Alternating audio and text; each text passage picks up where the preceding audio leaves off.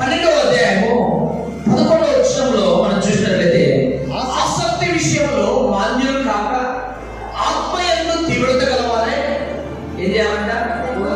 ప్రభువును సేవించుడి అని అంటున్నాడు.